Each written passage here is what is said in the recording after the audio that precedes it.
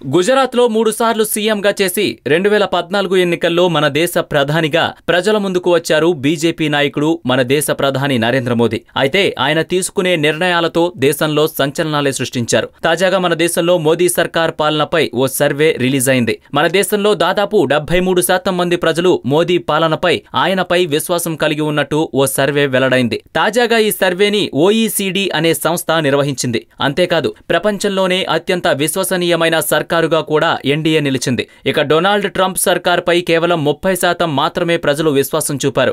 భారత్ తర్వాత స్థానంలో కెనడా ప్రభుత్వం ఉంది. ఆ దేశ ప్రధాని జస్టిస్ ట్రూడో ప్రభుత్వంపై 62% మంది కెనడియన్లు విశ్వాసం ఉంచారు. ఇక తర్వాతి స్థానంలో టర్కీ 58%, రష్యా 58%, జర్మనీ 55% ప్రభుత్వాలు ఉన్నాయి. దక్షిణ కొరియా సర్కారుపై కేవలం 25% మంది ప్రజలు మాత్రమే నమ్మకం ఉంచారు. రక్షణలో దేశ సర్కారు ప్రజలకు కాపాడగలదా అనే రీతిలో సర్వేలో పరిగణలోకి తీసుకున్నారు సర్వే సభ్యులు.